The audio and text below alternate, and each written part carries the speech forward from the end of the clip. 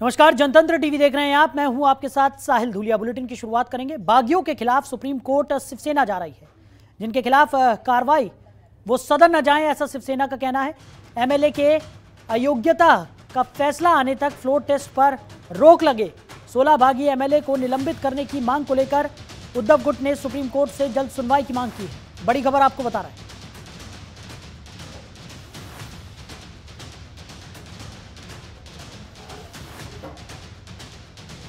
16 बागी एमएलए को निलंबित करने की मांग को लेकर सुप्रीम कोर्ट में शिवसेना की तरफ से अर्जी दाखिल की गई थी। उद्धव गुट ने सुप्रीम कोर्ट से जल्द सुनवाई की मांग की है। तो बागियों के खिलाफ सुप्रीम कोर्ट शिवसेना पहुंची हुई है।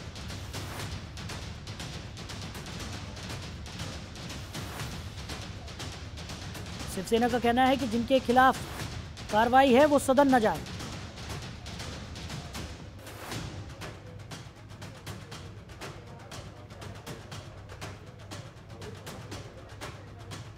तो उद्धव गुट ने सुप्रीम कोर्ट से जल्द सुनवाई की मांग की है। बागियों के खिलाफ सुप्रीम कोर्ट में शिवसेना ने अर्जी दाखिल की है।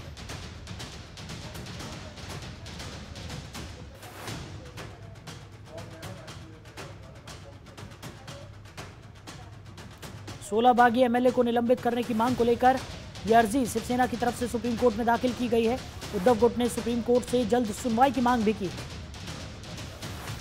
बड़ी खबर आपको बता रहे हैं।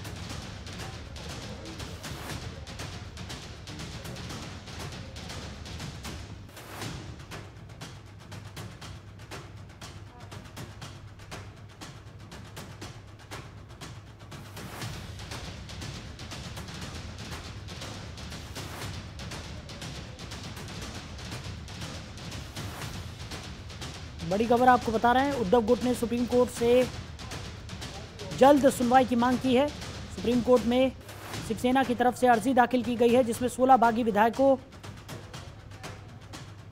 को अयोग्य घोषित करने की मांग यहां पर की गई है। एमएलए के अयोग्यता का फैसला आने तक फ्लोर टेस्ट पर रोक लगाने की मांग भी सुप्रीम कोर्ट से शिवसेना कर रही है।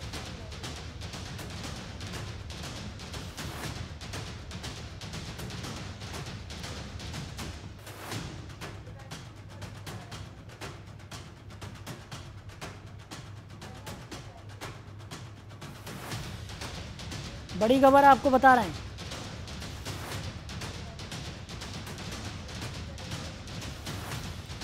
उद्धव गुट ने सुप्रीम कोर्ट से जल्द सुनवाई की मांग की है। बागियों के खिलाफ सुप्रीम कोर्ट शिवसेना पहुंची हुई है। खबर पर ज्यादा जानकारी के साथ हमारी सहयोगी ममता चतुर्वेदी हमारे साथ जुड़ गई है। ममता, क्या कुछ निकलकर सामने आ रहा है? जिस तरीके से देखने को मिल रहा था कि महाराष्ट्र में जो राजनीतिक हलचल थी वो अब थमती हुई नजर आ रही थी, लेकिन शिवसेना ने जो सुप्रीम कोर्ट में अर्जी दाखिल की है उस पर जल्द सुनवाई की मांग शिवसेना की तरफ से की जा रही है। क्या कुछ जानकारी? जी बिल्कुल, देखिए, शिवसेना की तरफ से एक याचिका सुप्रीम कोर्ट में दाखिल किया गया है, जिसमें इस बात को लेकर मांग किया गया है कि जो बागी विधायकों के खिलाफ पहले से ही कार्रवाई चल रही थी उस पर सुप्रीम कोर्ट ध्यान दे और फिलहाल फ्लोर टेस्ट करने का जो आदेश राज्यपाल की तरफ से नई सरकार को कल के लिए दिया है उस पर रोक लगाने की मांग की है। याचिका में साफ तौर पर कहा गया है कि क्योंकि मामला पहले से ही सुप्रीम कोर्ट में लंबित है, लिहाजा नई सरकार का जो गठन हुआ है महाराष्ट्र में उस पर फिलहाल जो फ्लोर टेस्ट का आदेश, क्योंकि कल राज्यपाल की तरफ से यह आदेश दिया गया है कि कल फ्लोर टेस्ट कराया जाए, ऐसे में याचिका लगाई गई है ताकि फ्लोर टेस्ट पर रोक लगे। और साथ ही सुप्रीम कोर्ट से ये गुहार लगाई गई है कि सबसे पहले जो बागी विधायकों को लेकर शिवसेना की याचिका है उस पर पहले सुनवाई हो और उसके बाद ही महाराष्ट्र विधानसभा में नई सरकार अपना फ्लोर टेस्ट कराए। क्योंकि देखा जाए तो कल ही एकनाथ शिंदे ने मुख्यमंत्री पद की शपथ ग्रहण की है और देवेंद्र फडणवीस बतौर उप मुख्यमंत्री के तौर पर, और उसके बाद राज्यपाल की तरफ से यह आदेश दिया गया है कि कल विधानसभा में फ्लोर टेस्ट करें एकनाथ शिंदे, और इसी के खिलाफ सुप्रीम कोर्ट पहुंची है शिवसेना। तो अब देखना काफी महत्वपूर्ण हो जाएगा साहिल कि जब सुप्रीम कोर्ट इस पूरे मामले पर सुनवाई करेगा तो क्या शिवसेना की याचिका को स्वीकार करते हुए, उनकी बात को मानते हुए क्या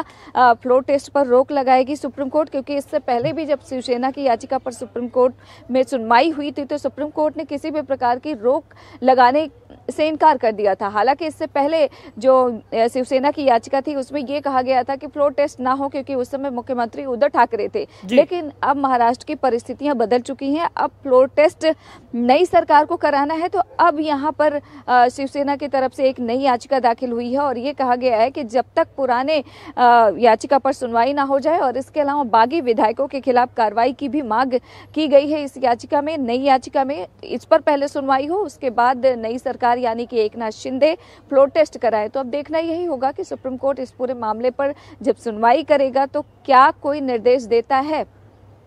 बिल्कुल सही कहा ममता आपने, क्योंकि शिवसेना हार मानती हुई नजर अभी भी नहीं आ रही है। प्लान 16 अभी भी यहाँ पर लगातार जो सुचारू है वो देखने को मिल रहा है, क्योंकि 16 बागी विधायकों के खिलाफ कार्रवाई की मांग यहाँ पर इस याचिका में शिवसेना की तरफ से की गई है। और जिस तरीके से अगर 16 विधायकों को बागी यहाँ पर करार दे दिया जाता है, उनके खिलाफ कार्रवाई कर दी जाती है, तो फ्लोर टेस्ट में कहीं ना कहीं शिवसेना एक बार फिर से अपना बहुमत साबित करने की कोशिश यहाँ पर कर सकती है। जिस तरीके से प्लान 16 के तहत शिवसेना आगे बढ़ रही है, तो एक बहुत महत्वपूर्ण सुनवाई इसे कहा जा सकता है सुप्रीम कोर्ट में। और अगर सुप्रीम कोर्ट ने शिवसेना के पक्ष में फैसला दे दिया तो कहीं ना कहीं एक बार फिर से जो राजनीतिक समीकरण है वो बनते बिगड़ते नजर आएंगे।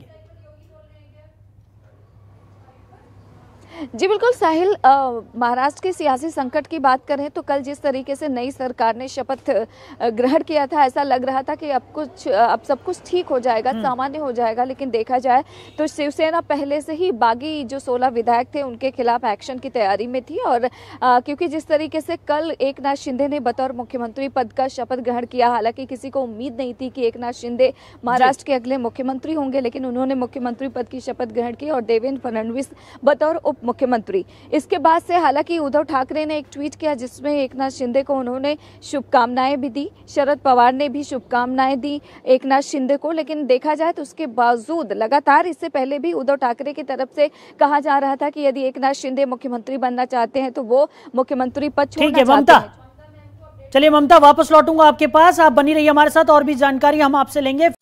खबरों के निष्पक्ष विश्लेषण के लिए सब्सक्राइब करें जनतंत्र TV and press the bell icon. Never miss any update.